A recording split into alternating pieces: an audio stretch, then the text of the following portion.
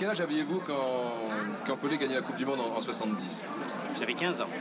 Ah, c'était grand déjà. J'étais très grand. Oui. Et ça représentait quoi pour vous? Ça représentait un mythe, parce que Pelé, on le voyait que de temps en temps, la télévision le voyait pour les Coupes du Monde. Il les gagnait pratiquement toujours. Et c'était le footballeur idéal, le mythe. Et c'est vrai que j'étais toujours content de rencontrer Pelé, mais j'ai eu une petite déception quand je l'ai rencontré parce que je pensais que c'était le dieu. C'était quand on dit tu joues comme Pelé, tu joues comme un dieu. Donc pour moi c'était l'absolu. Puis après quand je l'ai vu, bon bah d'accord, il est beau, il est gentil, il est sympathique, mais disons que pour moi c'était le mythe. Quand j'ai vu les joueurs, je ne connaissais pas Platini, seulement de nom. Et quand j'ai vu le joueur, je ne regardais pas uniquement s'il marquait des buts. Il n'y a pas que ça.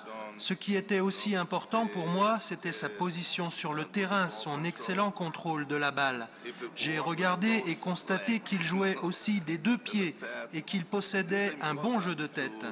Tout cela était important pour apprécier le joueur.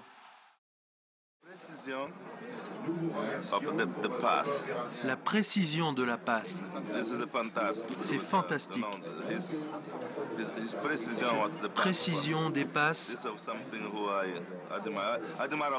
Je pourrais reprendre beaucoup de choses de lui, mais c'est ça qui a été le plus important pour moi. Disons qu'il a tout, il était techniquement très fort et physiquement très fort. Techniquement, ça va, j'ai pu arriver un peu.